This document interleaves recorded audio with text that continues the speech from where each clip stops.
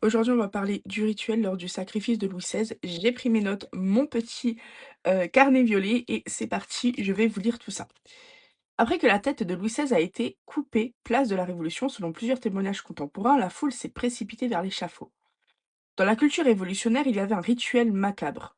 Des spectateurs trempaient leurs mouchoirs, tissus, morceaux de vêtements ou fioles dans le sang pour en garder une relique révolutionnaire. Selon des témoignages de l'époque, un signe de croix a été fait sur le peuple.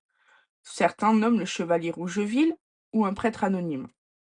Dans la tradition catholique, le sang versé des martyrs est vénéré comme un signe de sainteté. Recueillir le sang de Louis XVI et l'élever en signe de croix pourrait être vu comme l'illustration que le roi est un martyr du Christ. Mais replacé dans le contexte de la Révolution, ce geste prenait une toute autre signification. Le signe de croix est normalement un acte de bénédiction et de foi. Le signe de croix d'un roi mort tué est une perversion du rite chrétien, une manière de consacrer le régicide. Le fait de faire un signe sacré avec le sang humain, et plus précisément celui d'un roi très chrétien, lieutenant de Dieu, est une pratique occulte ou satanique, où le sang est un instrument de pouvoir. Là, on voit bien que c'est un geste de rite, de contre-consécration. Au lieu de bénir le peuple avec l'huile de la sainte ampoule, on le bénit avec le sang du roi. Ça devient une messe noire. L'autel, la guillotine, la victime sacrée, le roi, le signe de croix avec le sang, un anti-sacrement. Ce n'est plus Dieu qui bénit, mais l'homme qui se donne une nouvelle religion qui deviendra la laïcité.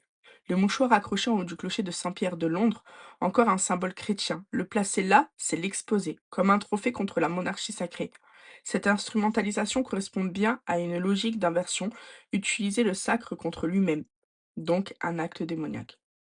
L'épisode du mouchoir hissé en haut du sommet illustre la logique propre de la franc-maçonnerie, une véritable liturgie de subversion qui fit de la Révolution une contre-religion.